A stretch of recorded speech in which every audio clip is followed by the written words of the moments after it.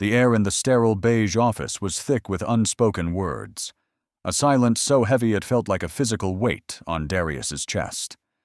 He sat perfectly still, his hands resting on his knees, a portrait of calm that he knew was being misinterpreted.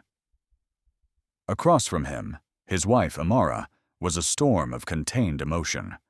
Amara was a stunning 32-year-old black woman, her caramel-toned skin glowing even under the flat fluorescent lights. Her natural curls, which she usually wore in a vibrant, joyful puff, were pulled back into a tight, severe bun, as if to contain her frustration. Her full lips, usually quick to smile, were pressed into a thin, unhappy line. They had been married for 5 years, and for 4 of those years, he thought they had been happy. The last year had been a slow, agonizing descent into this beige room. Between them sat Dr. Lena Hayes, the marriage counselor. Dr. Hayes was a 50-year-old black woman with smooth, dark chocolate skin and intelligent, deep-set brown eyes behind stylish glasses. Her salt and pepper locks were gathered in an elegant twist at the nape of her neck. She held a pen poised over her notepad, her expression one of professional neutrality. "Amara," she prompted gently, "you were saying you feel a lack of partnership. Can you elaborate on that?" Amara took a shaky breath, her gaze flicking to Darius for a split second before settling on the therapist. It's the finances, Dr. Hayes. It's the control." Darius felt a familiar knot tighten in his stomach. Here we go again. "Darius manages our joint account," Amara began, her voice gaining a bitter strength. "He sets a budget, a ridiculously strict budget. We make good money. Well, I make good money at the firm. He freelances." The word freelances was delivered with a subtle, dismissive curl of her lip, an echo of her mother's voice. "But every dollar is accounted for. I have to ask for permission to buy a new pair of shoes. I feel like a child with an allowance. It's controlling. It's a form of—" She hesitated. Then the word came out, sharp and venomous. "It's a form of financial abuse." The accusation hung in the air, ugly and obscene. Financial abuse. The phrase, so loaded and severe, was a punch to the gut. Darius, a 34-year-old black man with deep brown skin and a neatly trimmed beard that framed his strong jaw, didn't flinch. His natural hair was cut in a fresh fade, a weekly ritual he never missed. His warm brown eyes, which held a deep well of patience, remained fixed on his wife. He saw not just her anger, but the strings being pulled by her mother. He saw the years of subtle poisoning that had led them to this moment. He knew she didn't truly believe he was an abuser, but she had been convinced that his financial prudence was a weapon, a symbol of his failure, and his desire to control her success. What she didn't know, what no one in her family knew, was that the man she was accusing of financial abuse could buy the building they were sitting in with the click of a button, and her accusation was the final signal he needed. The test was over. Before we continue, hit that subscribe button and turn on notifications so you don't miss any of our stories. Drop a comment telling me where you're watching from. Are you in Atlanta, Houston, London, or maybe Lagos? I love seeing our global community. Now let's get back to Darius and see how this unfolds. Dr. Hayes turned her calm gaze to Darius. "Darius, how do you respond to that?" Darius finally moved, unlacing his fingers and placing his hands flat on his thighs. He wore simple, well-fitting jeans and a plain gray t-shirt made of a fabric far more expensive than it looked. On his wrist was a discreet, vintage watch, a Patek Philippe he'd bought himself after his first major success, a piece worth more than Amara's annual salary. She'd never once noticed it, dismissing it as some old thing he'd picked up at a flea market. "I'm sorry you feel that way, Amara," he said, his voice even and low. "The budget was meant to help us save for a house, for our future. I thought we agreed on that." "Save?" Amara scoffed, the sound sharp and humorless. Darius, I'm a senior associate at one of the top law firms in the city. We could afford a house tomorrow if you got a real job and stopped playing with your little design projects. My mother was right. You have no ambition. You're content to let me carry the weight. Her mother, Vivian. The name was a bitter taste in his mouth. Vivian Devereaux was 58 years old, a striking black woman whose rich dark skin was always perfectly complemented by her designer clothes and ostentatious jewelry. Her silver-streaked locks were always styled in an elegant, regal updo, and her manicured nails were weapons she used to tap impatiently on tables, on wine glasses, on the arms of people she deemed beneath her. From the day Amara had introduced them, Vivian had made her disapproval of Darius clear. He wasn't a doctor, a lawyer, an executive. He was a creative, a word she used with the same disdain one might use for cockroach. He remembered their first meeting, a dinner at Vivian's sprawling, ostentatiously decorated home. Vivian's husband, Robert, a 60-year-old black man with a kind face and tired eyes, had tried to be welcoming. Robert's skin was a warm mahogany, and his closely cropped natural hair was more salt than pepper. He was a retired professor, a gentle soul completely overshadowed by his wife's aggressive ambition. He shook Darius's hand warmly, but Vivian had simply looked him up and down, her eyes lingering on his simple attire. "So you're an artist?" she had asked, her voice dripping with condescension. "I'm a graphic designer," Darius had corrected gently. "Ah," she'd said, a dismissive wave of her hand. "Well, I hope you have a 5-year plan. My Amara is destined for great things. She can't be anchored to a man with a hobby instead of a career." Over the years, the insults had escalated from thinly veiled jabs to outright declarations of his worthlessness, always delivered at family gatherings where he was a captive audience. There was Amara's 30th birthday party, held at an exclusive rooftop bar that Vivian had booked. She'd made a toast, raising her champagne flute. "To my brilliant daughter, Amara," she'd proclaimed, her voice ringing out for all to hear. "Successful, beautiful, and so generous. Generous enough to support the arts, right, Darius?" The laughter from Amara's cousins and siblings had been polite, but sharp, each chuckle a tiny needle prick. Amara's brother, Derek, had been particularly cruel. Derek was 28, a young black man who had inherited his father's dark complexion, but none of his humility. His fade was always immaculate, his beard perfectly lined up, the picture of a young professional who worked in finance and believed his 6-figure salary made him a king. He'd cornered Darius by the bar. "Look, man," he'd said, leaning in conspiratorially. "I get it. It's tough out there. But you gotta step up. My sister is a star. Don't hold her back. Maybe you should look into getting a real estate license like Mom. She could probably find a spot for you, answering phones or something." Through it all, Amara's defense of him grew weaker and weaker. In the beginning, she would argue back. "Mom, stop it. I love Darius." But Vivian was relentless. "Love doesn't pay the mortgage, darling. Love doesn't get you a corner office. You're a thoroughbred, and you've hitched your wagon to a donkey."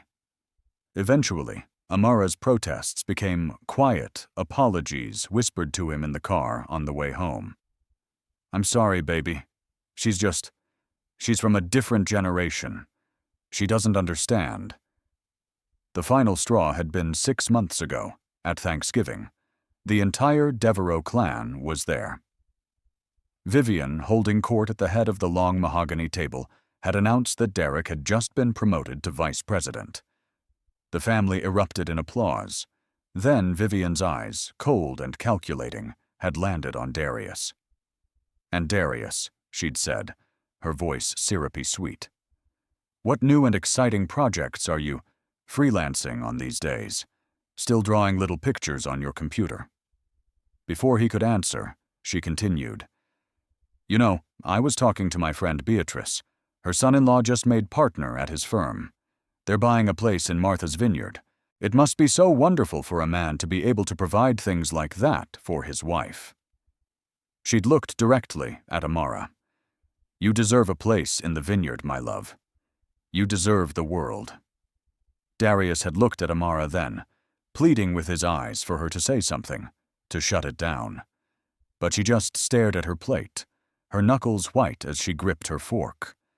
She didn't say a word. In that silence, Darius felt something in their marriage crack. Her silence wasn't just a failure to defend him. It was an endorsement of her mother's words. She was ashamed of him. That night, he had lain awake long after Amara had cried herself to sleep, her apologies feeling hollow and rehearsed. He pulled out his phone, the screen glowing in the darkness. He opened an app, one Amara had never seen, and entered a complex password. A series of accounts appeared on the screen. His personal checking, his savings, and then the investment portfolios. He scrolled through the line items, the numbers blurring. Equities, bonds, real estate holdings, venture capital funds. At the very bottom was the total net worth, a number with 8 zeros after the first 2 digits. $23,457,198.12. He had built this fortune from the ground up. He wasn't just a freelance graphic designer. That was his passion, the work he did to keep his mind sharp and his soul fed. His real work, the work he did under a pseudonym and through a series of shell corporations, was as a UI/UX consultant for tech startups. He had been one of the 4 founding partners of a revolutionary messaging app called ConnectSphere. They had sold it to a tech giant 3 years ago, just 2 years into his marriage with Amara, for a staggering $1.2 billion. His share, after taxes, had been just over $200 million. He had quietly and brilliantly invested it, living off the interest of his interest while the principal grew untouched. He'd kept it a secret for a reason. When he'd started dating Amara, he was already wealthy, but she didn't know it. He'd seen how her mother operated, how her entire family equated a man's worth with his bank account. He wanted to be sure, absolutely sure, that Amara loved him. Darius the man, not Darius the millionaire. He had constructed this life, the small apartment, the modest freelance income, the strict budget, as a test of her love, her loyalty, her character.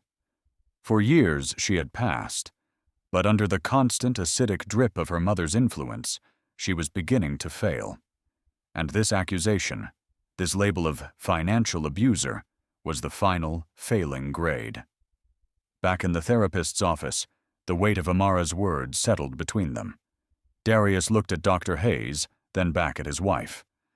The hurt in his chest was real, a deep, aching wound. But beneath it, a cold resolve was forming. "Financial abuse is a serious accusation, Amara," he said, his voice dangerously quiet. "Are you certain that's the term you want to use for a man who has meticulously tracked every penny we've saved towards a goal we set together?" "A goal you set," she shot back, her voice cracking. "I just went along with it because I was trying to be a supportive wife. I thought you'd eventually get a real job, and we could start living a real life. Not this scrimping and saving like we're broke. My mother has to help me pay my car note sometimes because our budget is so tight. Do you know how humiliating that is?" He did know, because he had seen the transaction. He had seen the $500 transfer from Vivian Devereaux to Amara's personal account. He had also seen the $1,500 Amara had spent on a designer handbag, 2 days later, a purchase she had hidden from him. The budget wasn't the problem. The problem was that Amara wanted to live her mother's lifestyle on their current, publicly stated income, and she blamed him for the discrepancy. "I see," Darius said softly. He stood up, and both women looked at him in surprise. "I believe this session is over. We're clearly not going to solve anything today." "Darius, sitting down is a sign of avoidance," Dr. Hayes cautioned. "No, Dr. Hayes," Darius replied, turning to face her fully. This is a sign of acceptance. I've accepted what my wife has just said. I've accepted what she believes to be the truth." He then turned his gaze to Amara, and for the first time, she saw something in his eyes she'd never seen before. Not hurt, not anger, but a cool, distant finality. It terrified her. "I think it's time we had a real conversation about our finances, Amara," he said. "A complete one. With your mother present. I'll arrange a dinner. Saturday night. At our place. Please make sure she's there." Without another word, he walked out of the office, leaving his stunned wife and the therapist staring at the empty doorway. As he walked down the hallway, he pulled out his phone. He didn't call a friend. He didn't call his own family. He called his wealth manager. "Marcus," he said when the call was answered. "It's Darius. I need you to prepare a full portfolio summary. Everything. Liquid assets, investments, real estate holdings, corporate ownerships. I need a hard copy, bound and notarized. And I need it by Friday." There was a pause on the other end. Marcus Thorne was a 40-year-old black man with skin the color of rich earth and a mind like a steel trap. His hair was in neat, short locks, and he always spoke in a calm, measured tone that belied the billions of dollars he managed. "Is everything all right, Dee?" Marcus asked, a note of concern in his voice. "This sounds official." "The experiment is over, Marcus," Darius said, stepping out into the bright, unforgiving sunlight. "It's time to present the results. If you're already seeing where this is going, hit that like button right now. And comment below. What do you think Darius should do? Should they reveal the truth or keep watching? Let me know your prediction. Now, what happens next changes everything." The days leading up to the Saturday dinner were the strangest in Darius and Amara's marriage. A tense, fragile truce settled over their small apartment. Amara seemed to regret her outburst, attempting small gestures of peace, making his favorite coffee in the morning, asking about his day. But she never apologized. She was waiting for him to break, to admit she was right, to promise to go out and find a real job. Darius, for his part, was meticulously polite and emotionally distant. He was an actor playing the role of a husband while the real man was busy preparing for the final act. He spent hours on the phone in his small home office, the room Amara called his hobby corner. He spoke with Marcus. He spoke with his lawyer, a sharp black woman named Keisha James, whose 4C coils were as formidable as her legal arguments. He spoke with the CEO of a tech company in which he held a majority stake. He was moving chess pieces on a board Amara and her family didn't even know existed. On Friday afternoon, a courier delivered a heavy, leather-bound portfolio to their door. Darius signed for it and took it directly to his office, locking the door behind him. Amara knocked a few minutes later. "What was that?" she asked through the door. "Just some materials for a project," he called back, his voice even. He opened the portfolio. The first page was a summary, beautifully designed. He had, after all, given Marcus's firm some branding notes years ago. At the top, in clean sans-serif font, it read, "Financial Statement for Darius Williams," and below that, in a slightly larger font, "Prepared by Thorne Capital Management." He flipped through the pages.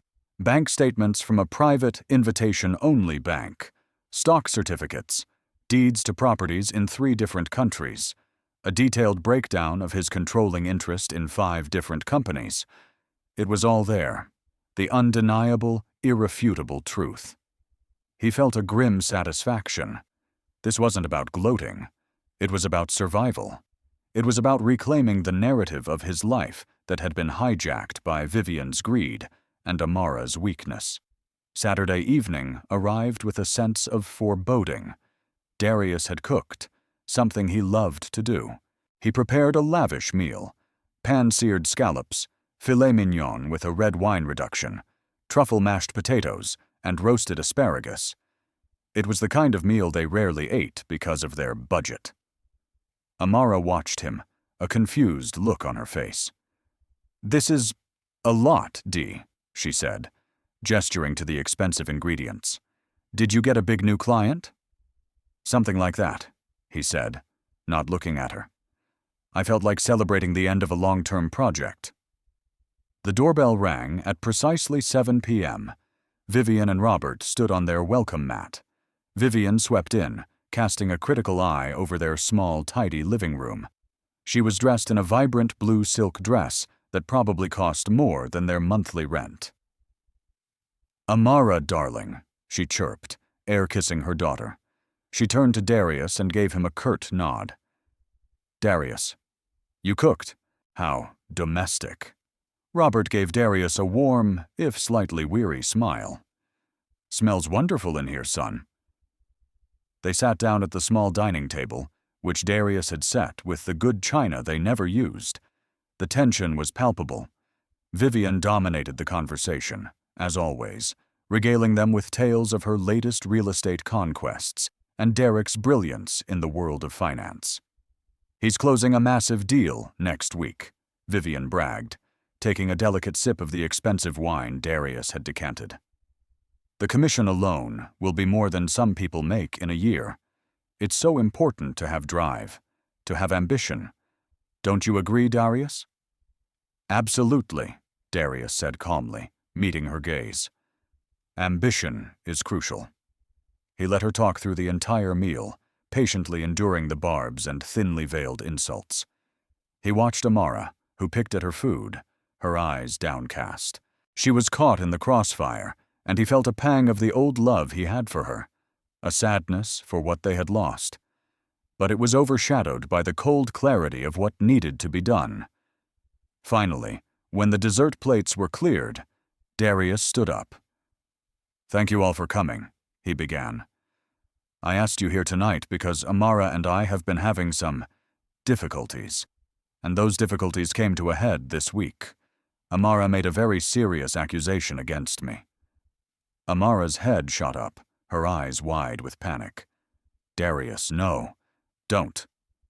Vivian leaned forward, her eyes gleaming with vindictive interest. "An accusation? Do tell." "She accused me of financial abuse," Darius said, the words falling like stones into the quiet room. Robert gasped softly. Vivian, however, looked triumphant. "Well," she said, dabbing her lips with a napkin, "it's about time she saw the light. It's not abuse, dear, it's just a man who can't provide. You can't be blamed for his failures." "That's the thing, Vivian," Darius said, his voice dropping to a lower register. "We need to have a conversation about what constitutes failure, and what constitutes success." He walked over to the sideboard and picked up the heavy leather portfolio.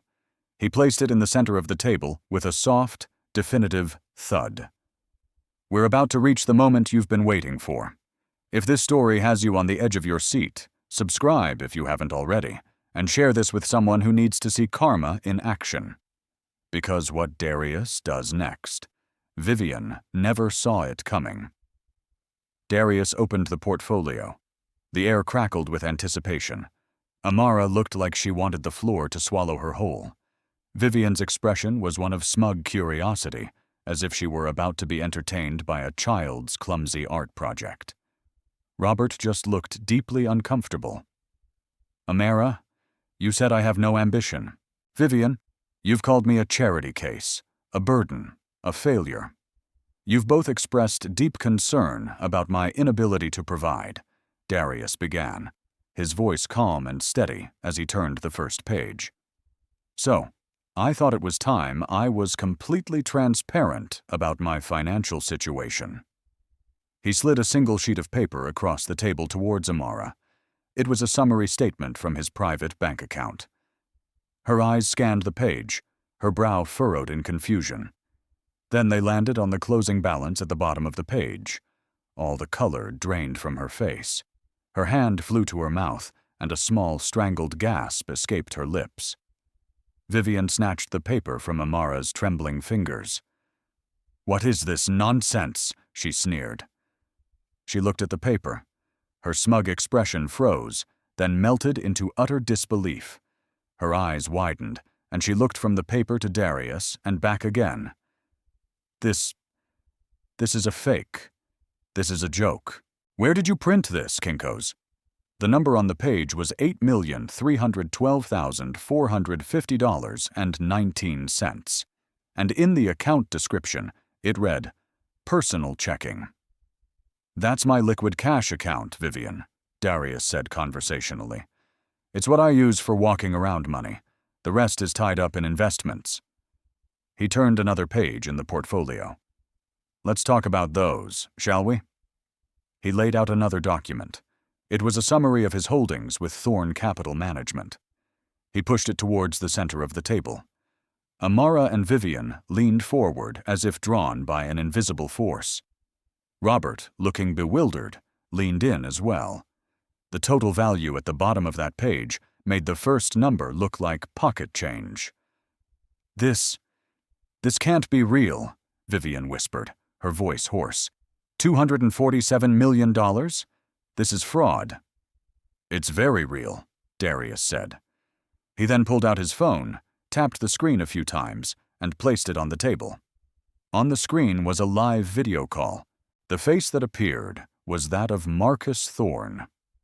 "Good evening, everyone," Marcus said, his voice crisp and professional.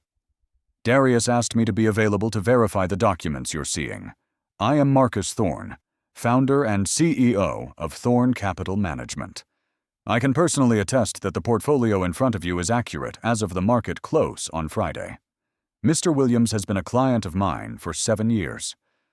Vivian stared at the screen, then at Darius, her mind visibly struggling to process the information.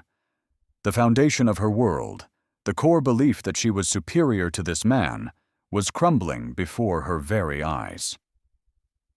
"But your freelance work? The little drawings?" she stammered. "My freelance work is my passion. It brings in about $60,000 a year, which is the money I've been contributing to our joint account," Darius explained patiently. "My real work, for the past decade, has been in tech. I was a co-founder of a company called ConnectSphere. Perhaps you've heard of it." Robert's eyes lit up with recognition. "The messaging app, the one that sold for over $1 billion, I read about that. The founders were anonymous, they said." "Not entirely anonymous," Darius said with a small smile. He turned another page, revealing a copy of the final sale agreement. His name, Darius Williams, was there, clear as day, next to a 9-figure number. Amara was openly weeping now, quiet, racking sobs that shook her entire body. She wasn't looking at the papers anymore. She was looking at her husband, as if seeing him for the first time. She was seeing the years of quiet endurance, the patience he had shown in the face of her family's cruelty and her own wavering faith. She was seeing the test she had failed so spectacularly. But Darius wasn't finished. He had saved the best for last. He looked directly at Vivian, whose face had turned a sickly shade of gray. "Vivian, you've always been very proud of your success in real estate," he said. "You work for a top agency, Prestige Properties International, right?" "Yes," she said, her voice barely a whisper. "A fine company," Darius said. "Solid investments, good market share. I was so impressed with their portfolio, in fact, that my holding company, Williams Equity Partners, acquired a 67% controlling interest in them 18 months ago." The silence that followed was absolute. It was so profound that Darius could hear the hum of the refrigerator in the kitchen.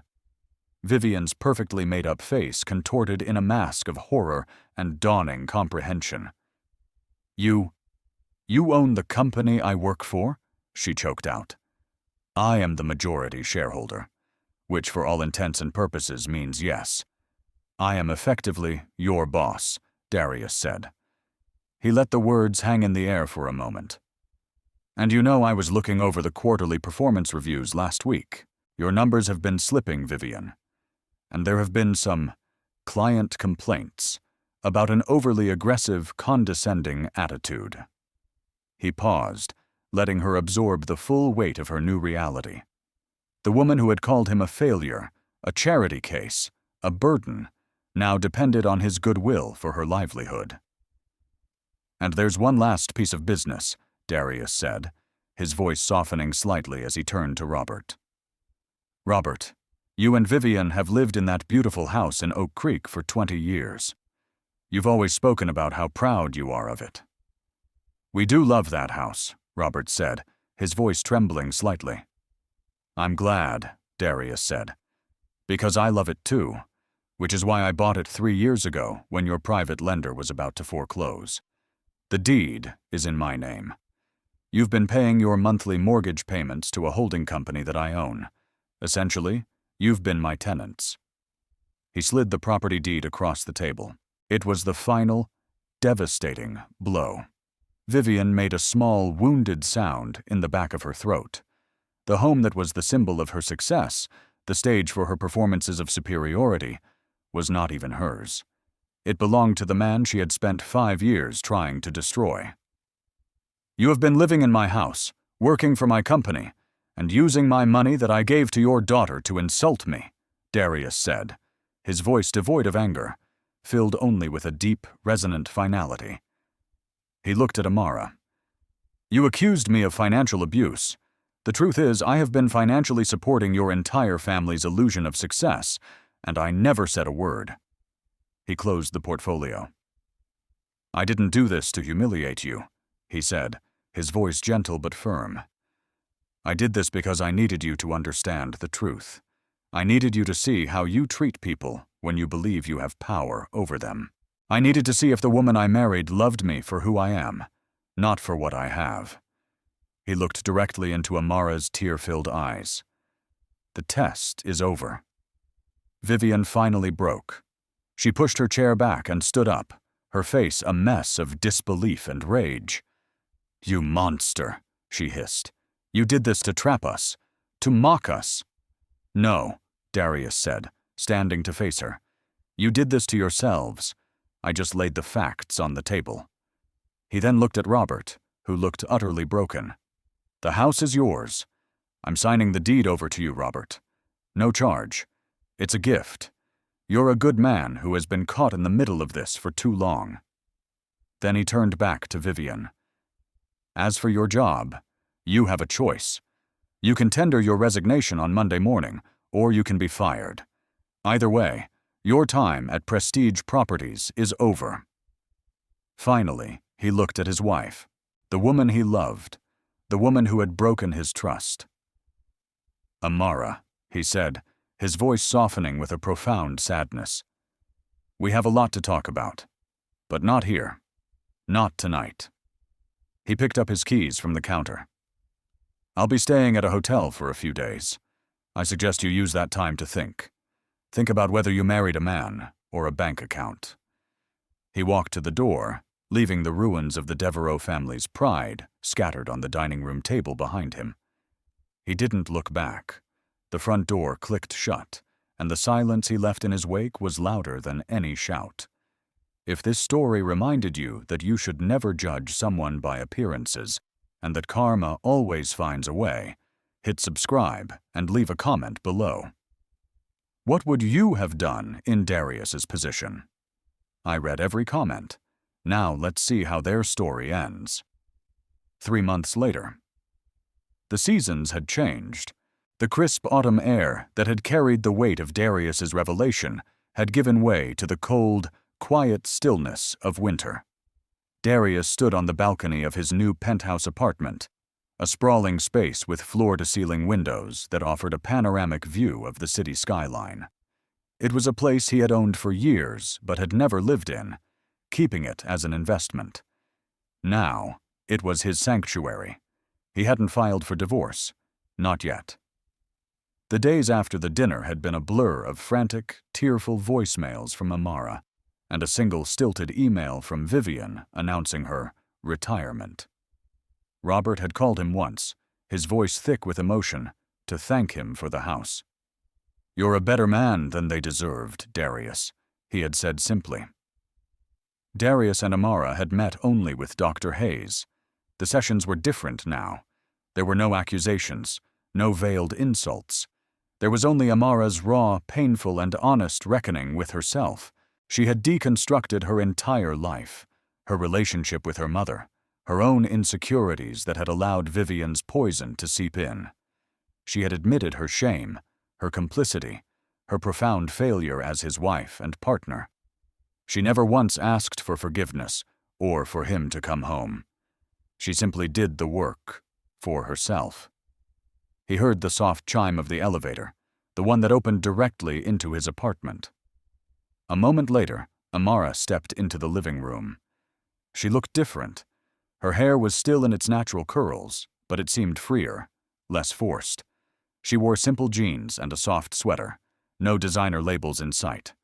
Her caramel skin was beautiful as ever, but her eyes held a new depth, a mixture of sorrow and hard-won strength.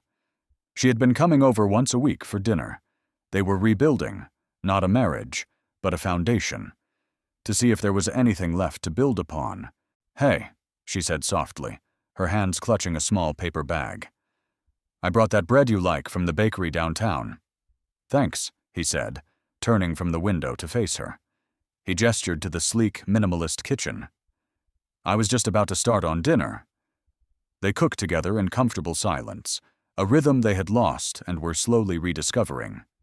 After they ate, they sat on the sofa, the city lights twinkling below them like a fallen constellation. "My mom called today," Amara said, her voice quiet. "She and my dad are selling the house." Darius looked at her surprised, "But I gave it to them." "My dad said they couldn't live there. He said it felt dishonest," Amara explained. "They're downsizing, moving to a smaller place across town. My mom, she's humbled. I've never seen her like this. She's finally seeing a therapist herself." She looked down at her hands. "She said to tell you she's sorry, for what it's worth." Darius nodded slowly, processing this. It wasn't the outcome he had expected. He had anticipated resentment, not reflection. "And Derek?" he asked. A small, sad smile touched Amara's lips. "He quit his job. Said he realized he was just chasing numbers to impress Mom. He's taking some time off to figure out what he actually wants to do with his life." It seemed the truth had been a bomb that didn't just destroy, but also cleared the ground for new growth. Finally, Amara looked at him, her brown eyes shining with unshed tears. "Darius, I know I don't have the right to ask you for anything," she began, her voice trembling. "And I will understand for the rest of my life if you decide you can't trust me again. But I have to tell you, the last 3 months without you have been the hardest and the most important of my life. I see everything clearly now. I see you. I see who you were all along. The patient, kind, brilliant man who was willing to live a small life just to be sure he was loved for the right reasons." A single tear traced a path down her cheek. "I failed your test, Darius. I failed it completely, and I will regret that for the rest of my days. But I love you. I never stopped. I just let my fear and my shame and my mother's voice get louder than my own heart. I love you. Not your bank account. I love your quiet strength and the way you see the world. And if you'll have me, I want to spend the rest of my life earning back your trust and being the wife that the man you are truly deserves." Darius looked at her, really looked at her. He saw the woman he had fallen in love with, stripped of all the pretense and pressure. He saw her remorse, and more importantly, he saw her change. He thought of the lonely nights in this beautiful empty apartment. He had won the battle, but he hadn't felt like a victor. He had just felt alone. He reached out and gently wiped the tear from her cheek with his thumb. Her skin was soft, familiar. He didn't have all the answers. He didn't know if the cracks in their marriage could ever fully heal, but for the first time in a long time, he felt a flicker of hope. "I was never testing you, Amara," he said softly, his voice thick with emotion. "I was waiting for you to choose me." He took her hand, his fingers lacing with hers. Maybe we can start again. No tests, no secrets, just us." Her sob was one of relief, of a deep, soul-shattering gratitude. She leaned into him, and he wrapped his arms around her, holding her tight as the city glowed around them. The fortune he had built was nothing compared to the value of this moment, the fragile, hopeful possibility of a love redeemed. He had revealed his wealth to prove a point, but in the end, he learned the real lesson. His true net worth was never about the numbers in his portfolio, but about the strength to forgive and the courage to build something real, together.